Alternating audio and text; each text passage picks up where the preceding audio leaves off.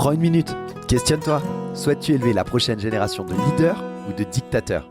Je pense sincèrement que le futur se construit dès aujourd'hui, dans chaque mot que nous prononçons, dans chaque geste que nous faisons, mais surtout dans la manière dont nous élevons puis éduquons nos enfants.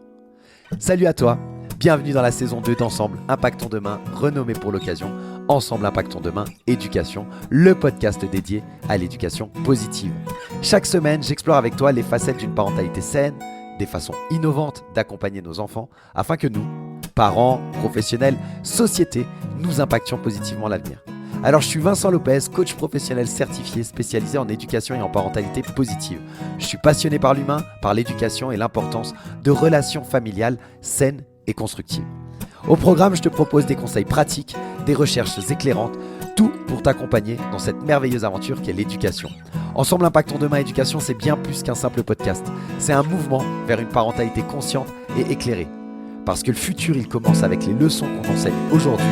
Rejoins-nous dans cette aventure pour ensemble impacter l'avenir par l'éducation. Salut à toutes et à tous, super content de te retrouver pour cet épisode 69 de Ensemble Impactons Demain Éducation.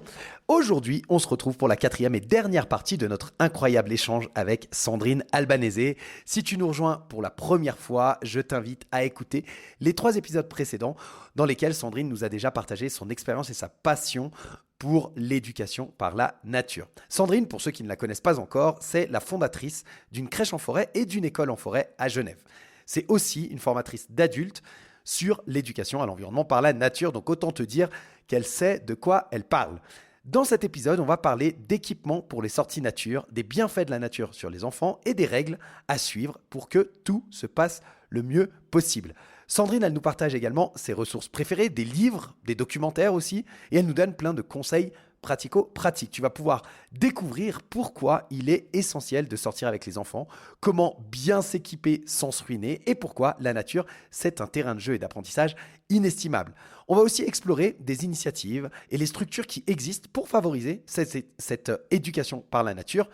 Et Sandrine, elle nous laisse avec un message puissant à la fin qui va résonner, je suis sûr, longtemps dans ta tête. Alors installe-toi confortablement, prends un bon café, un bon thé, ce que tu veux et plonge avec nous dans cet échange passionnant avec Sandrine Albanese. C'est parti, on se retrouve à la fin pour la conclusion. Bonne écoute. Il faudra investir dans un bon équipement, que ce soit Mhm. pour l'adulte ou pour l'enfant. Encore une fois, on trouve des moyens euh, vraiment peu chers et peu coûteux, hein. On peut trouver plein d'habits de seconde main, que ce soit les bottes, les pantalons de pluie. Et puis sinon, bah, on va bien équiper son enfant si on a envie si on a envie d'acheter du matériel. Ça, c'est chacun libre cours, mais c'est possible. Je dirais, c'est pas un frein parce qu'aujourd'hui, il y a plein de magasins de seconde main qu'on peut trouver. Et donc, c'est possible d'habiller son enfant. Il faut que l'enfant il soit à l'aise dans son équipement. Donc, selon la météo, il faut vraiment qu'il ait des bottes chaudes, fourrées, avec des chaussettes chaudes, un pantalon de pluie, quitte à avoir même un pantalon un peu fourré, polaire à l'intérieur. Et puis, le parent, il faut aussi qu'il soit bien équipé parce que si le parent accompagne son enfant, que ce soit le parent ou le professionnel, c'est égal. L'adulte qui accompagne l'enfant, si après 30 minutes, il a les pieds gelés, eh ben, le parent, il voudra partir, il ne voudra pas rester parce qu'on n'est pas bien. Il faut aussi que nous, on garde cette optique que nous, on doit être adultes, on doit être super bien équipés pour pouvoir passer. Nous, on passe, moi, je suis dehors de 8 heures à 17 heures en hiver. Et voilà, qu'il vente, qu'il pleuve, qu'il neige, on est dehors. Et puis c'est OK, mais mon équipement, il est béton. Ouais, complètement. Et puis ça permet aussi, on en revient un petit peu à ça, mais à éviter de mettre des limites inutiles en fait en disant à l'enfant, fais pas comme ça, tu vas te salir, tu vas faire ci, tu vas faire ça, d'avoir un équipement adapté qui lui tienne chaud et dans lequel il puisse se sentir à l'aise et dans lequel il va pouvoir explorer librement, au même titre que pour l'adulte, bah, ça permet aussi de pouvoir profiter beaucoup plus du moment avec son enfant et de tous les bienfaits que ça peut apporter, quoi. Oui, alors ce que tu soulignes, c'est très intéressant, c'est les consignes et les règles qu'on peut poser en sortie nature. Il y en a très peu. Et puis là, je fais référence au livre de Sarah Wauquiez, Les enfants des bois,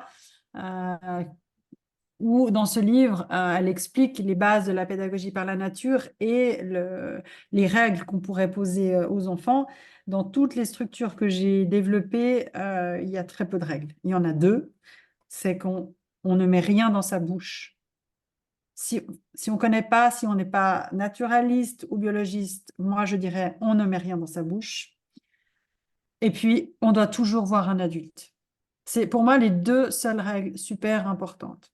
On pourrait rajouter que si l'enfant il court et que je lui dis stop, il doit s'arrêter, parce que des fois les distances sont longues.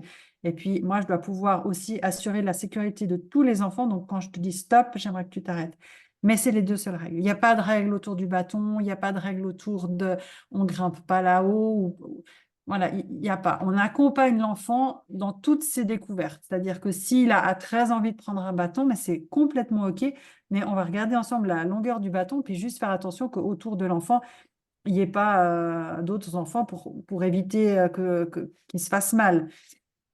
Mais il n'y a pas de règle en soi. Et cette liberté-là, eh ben, c'est pas souvent qu'on peut l'offrir aux enfants. Puis je trouve que c'est bien que tu puisses rebondir là-dessus. On impose ou on pose des règles quotidiennement aux enfants dans toutes les structures où ils sont accueillis, que ce soit crèche, jardin d'enfants, école. Et il y a aussi des règles à la maison. Et bien là, enfin, en forêt, il y a presque pas de règles, ou il y en a peu. C'est vraiment des règles de sécurité, uniquement des règles de sécurité. Et donc voilà, nous on en nomme deux maximum. Et puis après, le reste, ça permet à l'enfant de pouvoir, comme tu dis, jouir de cette liberté. Et puis ça fait du bien. Enfin, là, on peut jouer sans devoir faire attention à beaucoup de choses. Et on sait que plus on va poser des règles à l'enfant, plus on va casser sa créativité. Mhm, Donc, mhm. soyons attentifs à ça. Là, on trouve Alors, j'aime aussi dire que les personnes, les adultes qui accompagnent les enfants dans un bois ou dans une forêt ou dans un parc doivent le connaître avant. J'éviterais d'aller dans un bois que je ne connais pas. C'est important pour moi de le connaître parce que si tout d'un coup il y a vraiment un danger, un précipice, puis que je ne le connais pas, je ne je vais pas être à l'aise. Donc de bien connaître la forêt, son environnement, ça c'est super important. Mais une fois qu'on connaît les dangers de la forêt, une fois qu'on connaît les dangers de cette parcelle-là, de cet endroit, ensuite, l'enfant, il peut vraiment être complètement libre. Et ça, c'est bon. C'est bon pour lui. Vraiment, c'est bon. C'est un beau cadeau qu'on peut lui offrir. Ouais, exactement, ouais. Complètement, complètement. Génial. Écoute, tu en as parlé un petit peu et peut-être tu en as d'autres. Tu as parlé d'un livre là de Sarah Vauquier, si j'ai bien entendu. Est-ce que justement tu aurais des livres ou des documentaires, des programmes, des ressources, quelles qu'elles soient, que tu pourrais recommander aux parents qui désireraient en savoir plus en fait sur ce sujet de l'éducation à l'environnement par la nature? Alors, oui. Donc, Sarah Vauquier, Les enfants des bois, c'est vraiment un livre que je recommande où elle explique les bases de cette approche pédagogique avec plein d'idées d'activités. C'est bien fourni, il y a des chansons. Et là où je trouve que le travail est bien fait, c'est vraiment une belle explication de ce que c'est la pédagogie par la nature, l'éducation à l'environnement. Donc, il est super. Ensuite, j'aurais envie de partager avec vous un petit fascicule qui s'appelle Herbinat. C'est fait par une association suisse alémanique, donc bien sûr qu'ils sont un petit peu en avance sur nous. Herbinat, association professionnelle pour la découverte et la formation en nature. C'est un guide très bien fait qui explique encore une fois ce que c'est la pédagogie et puis le comportement de l'adulte. Et c'est intéressant, c'est-à-dire, je prends un exemple, le bien-être. Eh bien, pour que l'enfant il puisse se sentir bien dans la forêt, il y a, pour moi, en tant qu'adulte, cela signifie que je veille au bien-être de chaque enfant. Donc, je crée un climat de confiance, je cherche à créer un lien avec chaque enfant. Je suis conscient que l'envie de découvrir la nature se développe sur une base de sécurité affective et je m'informe sur les tendances météorologiques. Je peux prendre des mesures à tout moment pour assurer la sécurité des enfants et le bien-être. Donc, c'est quelques tips comme ça. C'est une brochure qui est à disposition en PDF sur leur site et elle est vraiment bien faite. Et c'est des petits conseils sur le rôle de l'adulte et son importance. Et puis Ok. le dernier, ce serait l'école à ciel ouvert. édité par la Salamandre, un ouvrage écrit par la Fondation Sylviva, qui est le centre de compétences et de formation nationale, donc dans toute la Suisse. Ils ont créé un livre. Alors là, ça s'adresse aux plus grands, pour les écoliers et pour les enseignants. Comment on peut faire des maths, des français, les langues, on peut développer en fait toutes ces matières dont les enfants ont besoin en forêt. Donc là, il y a encore plein d'activités, c'est bien fourni, c'est des kits pratiques clés en main. Voilà, je pense à ces trois ouvrages que j'utilise quotidiennement dans ma pratique. Trop bien. Eh ben, on mettra tout ça dans la description pour que les gens puissent aller rechercher s'ils le souhaitent. C'est top. En plus, il y en a, quand tu disais Herbinat, je crois, et c'est disponible sur leur site, donc c'est accessible vraiment à tout le monde. Et puis les livres, eh ben, on les trouve facilement à droite à gauche. Donc, merci pour ces recommandations pour ceux qui aimeraient creuser. Est-ce que dans la même veine, dans les recommandations comme ça, est-ce que tu as connaissance d'études ou de recherches sur l'éducation à l'environnement par la nature et des choses qui seraient intéressantes pour les parents en termes peut-être en termes d'impact, Alors en termes oui, de j'ai recherches qui sont trouvé, faites? il y a une brochure qui a été éditée alors, par la Commission suisse de l'UNESCO. Et c'est une brochure qui s'appelle Éducation à l'environnement, aspects et éléments constitutifs d'une éducation à l'environnement de bonne qualité pour la petite enfance. Et puis là, j'ai tout un formulaire que je te partagerai pour les familles, pour les professionnels, pour les institutions de la petite enfance. Sur tous les bienfaits, ça démontre, ils ont fait plein d'enquêtes, d'analyses sur tout ce que ça peut apporter sur le développement de l'enfant et je trouve cette brochure encore vraiment bien complète. Elle est méconnue à ma connaissance dans l'univers de la petite enfance.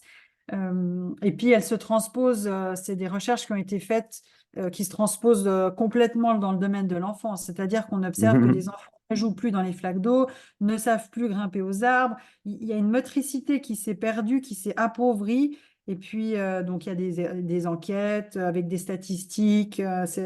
Voilà, elle est bien faite. Et je pense qu'on peut s'y référer très facilement aussi. Ah, top, génial, merci. Moi, j'aime bien comme ça, et ben, ça donne aux parents la possibilité, aux parents ou aux professionnels, mais ça donne la possibilité à l'audience de pouvoir aller voir par soi-même, creuser un peu le sujet et puis continuer à développer la thématique parce qu'en en l'espace d'une heure d'échange, on a abordé beaucoup de sujets, on a parlé de plein de choses et tu as fourni vraiment beaucoup d'apports et je te remercie pour ça. Et c'est vrai que comme ça, l'idée, c'est aussi de pouvoir semer des graines et que les gens ensuite puissent développer par eux-mêmes un peu plus cette connaissance-là. Avant de pouvoir terminer, j'ai deux choses à te demander. La première, ce serait, même si tu l'as dit plusieurs fois au cours de notre échange, quel serait le message vraiment clé, important que tu souhaiterais transmettre aux parents et aux adultes qui écoutent le podcast? Je pense qu'on sous-estime les bienfaits de la nature sur notre fonctionnement humain. Et j'ai envie de dire, sortez. C'est le seul message que j'ai envie de transmettre. Sortez, travaillez dehors. Pourquoi est-ce qu'on doit tout faire à l'intérieur? Pourquoi aujourd'hui la norme, c'est d'être dedans? On vient de dehors, on est né dehors, on est des humains qui sortons de cette nature. Et aujourd'hui, la norme est d'être à l'intérieur. Donc, moi, je travaille avec la fenêtre ouverte derrière mon ordinateur. Je travaille dehors.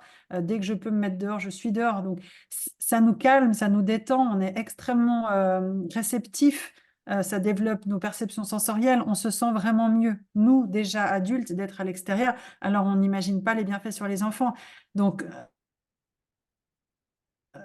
allez, en fait, le message sortez, c'est aussi peut-être de changer nos perceptions, changer notre routine. Et si on faisait ça dehors, en fait, oui, c'est possible. Et si on fait nos réunions de travail à l'extérieur, et oui, c'est possible. Euh, mais ça demande de déconstruire quelque chose qu'on a construit depuis tant d'années. Donc, ça demande un effort, ça demande une discipline, mais ça nous fait réellement du bien. Donc, faites l'expérience déjà de sortir un peu, regardez ce que ça fait sur nous, regardez ce que ça fait sur les enfants. Et puis, petit à petit, après, ben, quand on est convaincu, c'est plus une question. Moi, j'ai de la peine à être entre quatre murs. Maintenant, c'est difficile. J'ai tout le temps la fenêtre ouverte. La fenêtre ou la porte, ou on travaille dehors. Voilà, ça serait le grand, le grand message, c'est sortez, osez sortir. oser prendre, même si on n'arrive pas, on parlait de 2 heures, voilà, c'est beaucoup, on n'arrive pas, 10 minutes, 15 minutes. euh, on sait, il y a eu des recherches qui ont été faites que déjà 15 minutes à l'extérieur, ça permet au cerveau de se détendre. Ça permet à l'enfant de se calmer. Donc, c'est vraiment bénéfique pour tout le monde.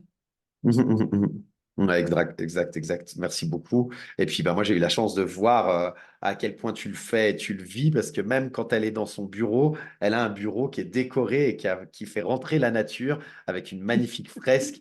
Donc voilà, c'est vraiment pas juste un discours, Sandrine, tu le vis réellement. Et donc, merci pour ces conseils aux familles. La dernière chose, c'est comment les auditeurs, les auditrices, ils peuvent suivre ton travail ou participer à des initiatives de manière plus large qui peuvent soutenir cette intégration, cette éducation à la nature par l'environnement. Alors, on est actif sur les réseaux sociaux. On s'appelle J'éducation par la nature, donc G-E-Ducation par la nature. On est actif sur Instagram, sur Facebook.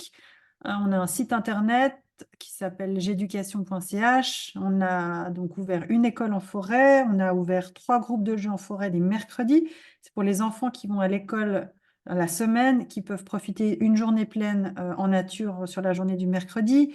On a développé les centres aérés en forêt, on a développé les dimanches nature en famille.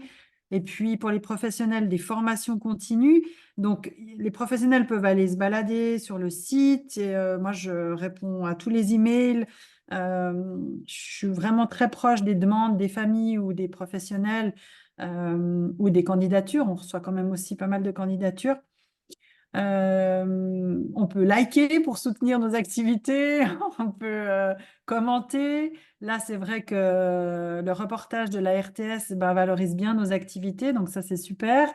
En tout cas, on sent qu'on a un plein potentiel et puis qu'on peut poursuivre nos activités d'éducation à l'environnement et continuer à ouvrir de nouvelles structures à Genève, dans le canton de Genève, mais ça peut aussi être bien sûr en France voisine, dans d'autres cantons. Donc, vous pouvez enfin, les auditeurs, auditrices peuvent soutenir à travers des likes, à travers des pouces, des commentaires, et puis vous pouvez m'écrire, et puis voilà, ça fait toujours plaisir.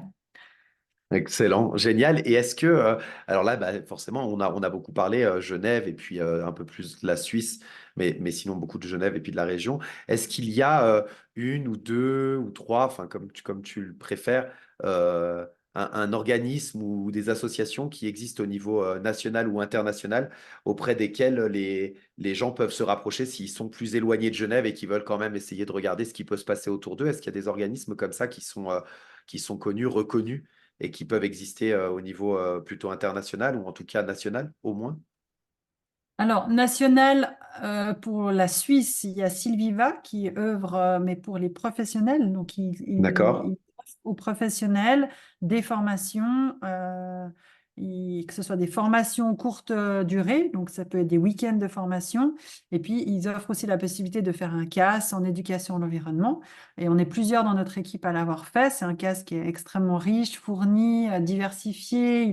Il apporte vraiment un côté très pratique et beaucoup de théorie, donc c'est vraiment un très bel apport. Euh, S'il y va, pour nous professionnels, c'est un grand repère, mais pas pour les parents, je pense. C'est vraiment pour les D'accord. professionnels. Pour les parents, il y a le scoutisme qui est présent partout, dans tous les pays. Voilà, je pense qu'un parent qui est intéressé de permettre à son enfant d'être en lien avec la nature, ça peut être un moyen, le scoutisme, bien sûr. Et puis sinon, dans les plus petites structures, là, c'est beaucoup plus local. Mais je pense que si on tape groupe de jeux en forêt ou sortie en nature, dans sa région, on peut observer qu'il y a quand même beaucoup de choses. Moi, je me réjouis parce que je vois qu'il y a de plus en plus de structures proches de moi qui se développent. Donc, je crois que les familles, elles peuvent taper sur leur moteur de recherche la structure qui pourrait leur convenir le plus. Et puis bah, moi, je peux aussi orienter. Je sais qu'il y a des. Là, j'ai eu récemment une famille qui m'a contactée pour des centres aérés et nous, on est complet. Et puis, j'oriente tout de suite. Je sais où il faut aller à Genève ou autour de Genève où il y a des structures qui peuvent accueillir des enfants. Complètement. Top. Génial. Bah écoute, je crois que ça fait il y a beaucoup de pistes en tout cas pour tout le monde, que ce soit Genève et région ou plus éloigné dans les pays limitrophes. Il y a la possibilité de retrouver un certain nombre de choses. Et effectivement, Internet pour ça est une mine d'informations importante. On mettra de toute façon tous les liens qu'on a pu citer ou les choses que tu as pu partager dans la description des épisodes. On a fait un bon tour. Merci Sandrine pour cet échange et pour tous ces apports et toutes ces découvertes aussi, parce que moi j'ai appris plein de choses aussi aujourd'hui, donc c'était assez génial. Je te laisse la parole pour le mot de la fin. Si tu veux conclure cet épisode, euh, tu as libre cours. Merci, bah merci de m'avoir invité, merci de m'avoir laissé la parole. Et puis, j'ai envie de clore avec une petite citation que je trouve très intéressante qui dit: On aime ce que l'on connaît et on protège ce que l'on aime. Donc, plus les enfants et nous-mêmes allons dans la nature, plus on va la connaître et plus un jour on va la protéger. Je pense que je peux Superbe. terminer avec cette citation de Jacques-Yves Cousteau. Extra, merci beaucoup. Une magnifique citation de Jacques-Yves Cousteau. Un très beau mot pour la fin. Merci Sandrine, à très bientôt. Merci Vincent. Et voilà, c'est terminé pour notre interview de Sandrine Albanese. Merci d'avoir été avec nous pour ces 4 épisodes de la série avec Sandrine. J'espère que tu as trouvé ces échanges aussi inspirants et enrichissants que moi. Sandrine, j'espère, t'a ouvert les yeux sur l'importance de l'éducation par la nature et elle a essayé de nous donner des précieux conseils, je trouve, à la fois aujourd'hui pour bien s'équiper, pour profiter aussi pleinement de nos sorties en plein air avec les enfants. N'oublie pas les 3 règles essentielles pour des sorties nature réussies. Ne rien mettre dans sa bouche si on ne connaît pas, toujours rester à portée de vue d'un adulte et s'arrêter immédiatement lorsqu'on entend stop. C'est des règles simples mais qui sont cruciales et qui vont pouvoir garantir des aventures en forêt, en nature, sûres et mémorables. Bien sûr, Sandrine, elle a aussi partagé des ressources assez incroyables, je trouve, par exemple le livre Les enfants des bois de Sarah Vauquier ou encore la brochure de la Commission suisse sur l'UNESCO. N'hésite pas à les consulter pour approfondir tes connaissances et trouver encore plus d'idées d'activités en plein air. Je te mets de toute façon toutes les sources dont on a pu parler avec Sandrine durant ces 4 échanges, eh bien, je te les mets dans la description de l'épisode pour que tu puisses aller approfondir le sujet.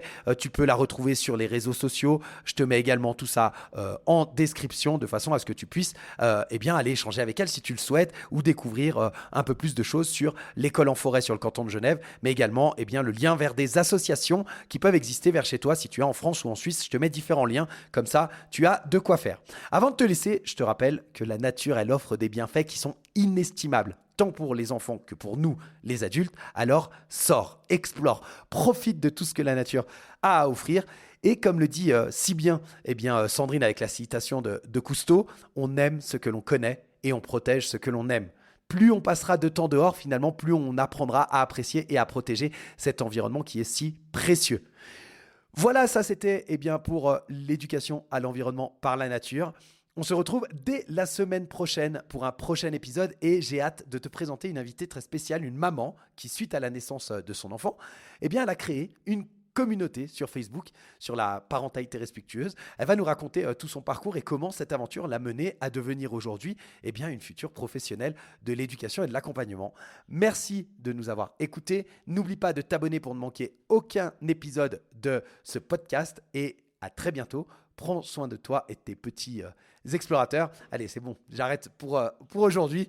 À la prochaine et n'oublie pas, sors, profite de la nature. Ciao, ciao, bonne semaine.